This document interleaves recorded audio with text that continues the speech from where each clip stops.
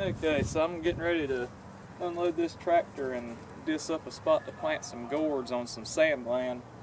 Past 2 years it's got too wet on my gourds at the house, so we're going to try it on this sand land.